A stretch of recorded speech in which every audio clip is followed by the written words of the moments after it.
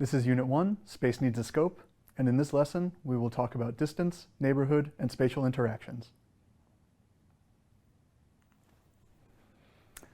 In the 1850s there was a massive cholera outbreak in London, and Dr. John Snow mapped the outbreak in this district, Soho, in this map. In the map we see the pumps of water are marked by X's, and the dots represent the different cholera cases that were present in the district.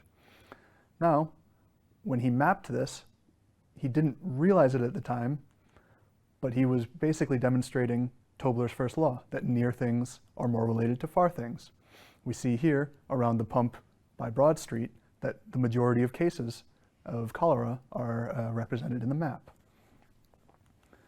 Now we can take a much more modern approach to this as well in this geoanalysis, or this geospatial analysis approach, and we see the same thing. Here we map again the cases and the pumps, here represented in different colors, and we can tell that the majority of the cases are the same color as pump number 7, which represents a short walking distance to pump 7. So quantitatively, we can also see that Tobler's law holds up here. But in other ways, Tobler's law doesn't hold up. Here, for example, we need some knowledge about space as well as its effects. We see in this picture behind me of a person standing on a cliff that not all space is the same. And in fact, it matters very much which direction you take a step in, because it'll have very different outcomes. So if 2 points are close together, they're not necessarily similar.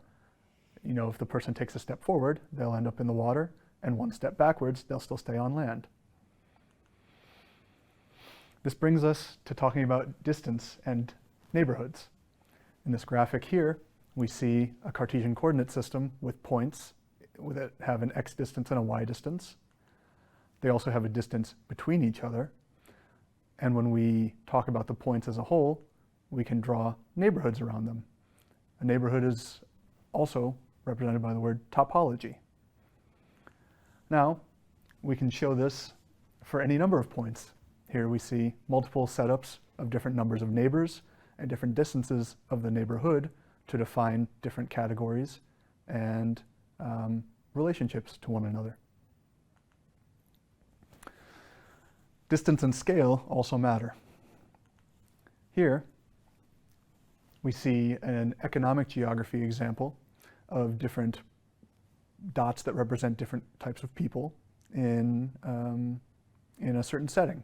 We have orange dots and we have blue dots.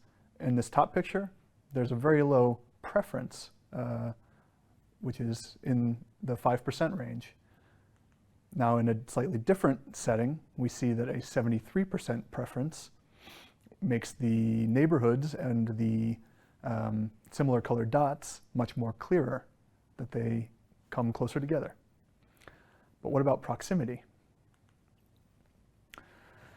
Here we have another example, which is much more closer to the geography and the physical geography subject.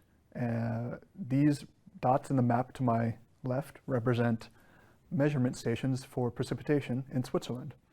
And we can see that they're quite irregular and often patchy. They're not regularly spaced, and there's no real rhyme or reason to how they are positioned in this map. Now we can draw polygons around them, such as in this Voronoi tessellation, which encloses each point with all of the points that are closest to it. Or we can use other sort of geostatistical algorithms to draw other related tessellations around the measuring stations, and we get very different results. We'll see that although the results are often somewhat similar, they do present different outcomes. And these methods are far more efficient and differentiated, but they also make a lot of assumptions about the data, and that's why we want to move away from that, and instead we get to what we want to do in this course, which is talking about machine learning.